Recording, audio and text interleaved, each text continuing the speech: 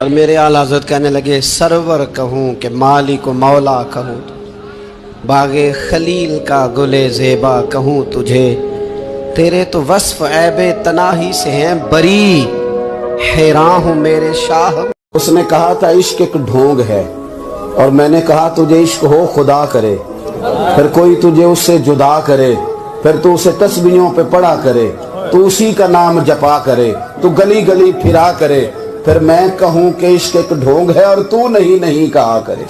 سید کا بس صحیح العقیدہ ہونا شرط ہے، صحیح العقیدہ ہو صاحب ایمان ہو۔ باقی آپ بحث نہ کریں کہ نمازیں کتنی پڑھتا ہے، عالم فاضل کتنا ہے۔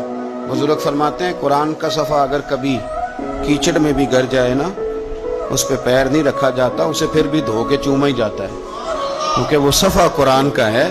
فرماتے ہیں تو سید پہ بحث نہ کر کے نیک کتنا ہے اور پرہیزگار کتنا ہے، کرتا کیا ہے، تو اپنے اعمال پہ غور کر اور یہ سمجھ یہ کوئی عام نہیں، یہ خون رسول ہے۔ جانے کب مار دے کوئی مجھے کافر کر کے، شہر کا شہر مسلمان بنا بیٹھا ہے۔ مزار پہ چادر چڑھائی جاتی ہے، بڑی ذمہ داری سے کہہ رہا ہوں، جس نے لڑائی کرنی ہو کوئی حرج نہیں، ہم پہلے بھی بڑا تیار رہتے ہیں باتیں سننے کے لیے۔ اعلیٰ حضرت سے پوچھا گیا قبر پر چادر چڑھانی جائز ہے؟ فرمایا صرف ایک،